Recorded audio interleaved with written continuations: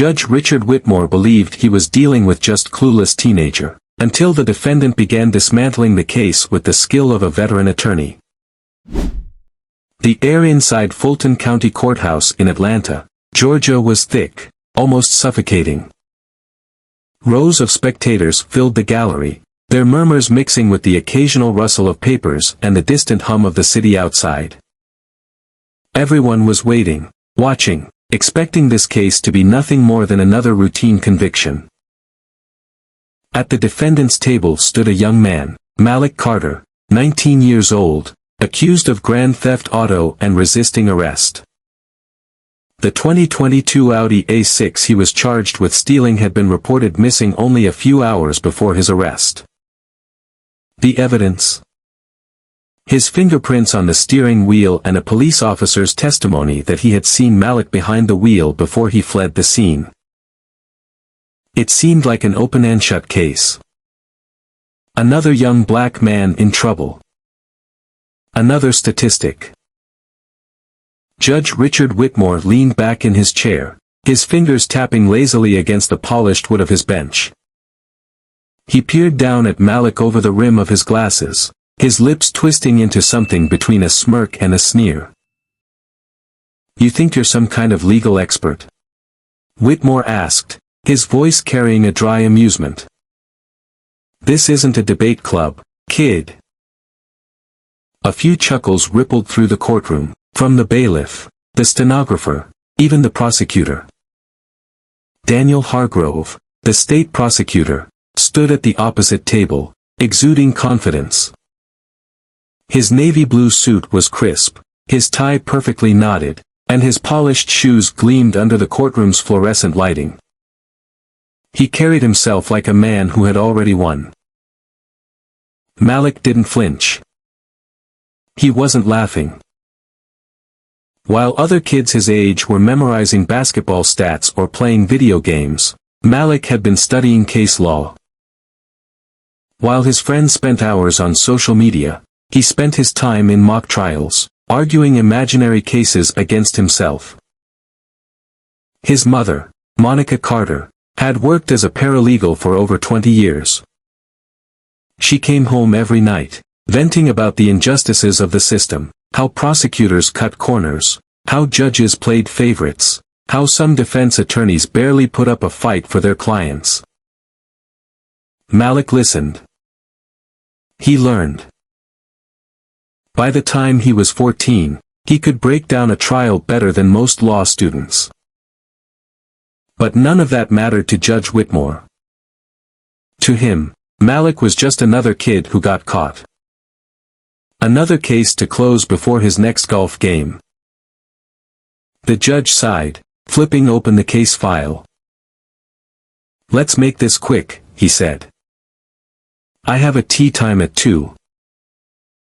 More laughter from the courtroom.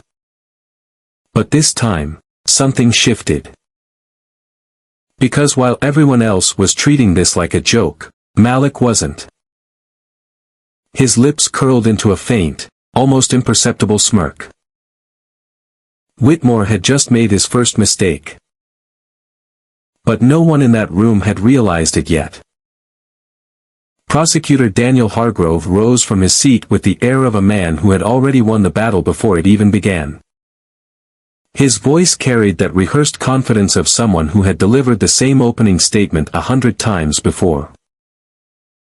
"Your Honor," Hargrove began, stepping forward toward the jury, his shoes clicking sharply against the floor. "The state will prove, beyond a shadow of a doubt, that the defendant, Malik Carter, was caught red-handed inside the stolen vehicle. The car, a 2022 Audi A6, was reported missing at approximately 7:45 p.m. That same night, officers pursued the vehicle through downtown Atlanta, where the suspect allegedly attempted to flee before being apprehended. He turned, locking eyes with Malik for the first time. His fingerprints were found on the steering wheel. Officers on the scene identified him as the driver. The evidence speaks for itself. His words landed with weight. The gallery shifted, whispering among themselves. It sounded damning. A stolen car. A chase. A capture. Judge Whitmore glanced at Malik, looking at him the same way he had seen countless young men before, as if he were already guilty. Then he turned back to Hargrove. Go on. The prosecutor walked toward the jury box, his confidence oozing with every step. The defense may try to convince you that this was all a misunderstanding, Hargrove continued, clasping his hands behind his back. That Mr. Carter is some unfortunate victim of circumstance. He paused, giving the jury a knowing look. But let's be honest, Hargrove's voice dropped slightly, just enough to sound persuasive. What kind of victim runs from the police? The tension in the room thickened. Malik remained still. The prosecutor was playing to the jury, reinforcing the idea that running meant guilt. It was a common strategy, one that worked most of the time. Judge Whitmore leaned forward, resting his chin on his hand. Malik didn't blink. Because he knew something they didn't. He had studied trials like this for years. He had watched prosecutors manipulate the narrative, twisting facts until they fit a pre-written story. Malik could already see the cracks in their case. He just had to wait for the right moment to break it wide open. And when that moment came, no one would be laughing anymore. This isn't just a story. It's a wake-up call. How many times have people been convicted not because of evidence, but because of bias? Because of shortcuts? Malik had the knowledge to fight back. But what about the ones who don't? If this story made you think, even for a second, then do me a favor. Hit that like button. Subscribe for more stories that matter. And let's keep this conversation going. Because next time, it might not be Malik. It might be someone you know. The moment everything changed. The courtroom fell into an uneasy silence. The air was thick with tension, the kind that weighed on the shoulders of everyone present. Judge Richard Whitmore narrowed his eyes at Malik Carter, his fingers drumming idly against the bench. His initial amusement was beginning to wear thin. Are we really going to take the word of a defendant over a trained professional? Prosecutor Daniel Hargrove scoffed, flipping through his stack of neatly prepared documents. Malik didn't move, his hands still tucked into his pockets.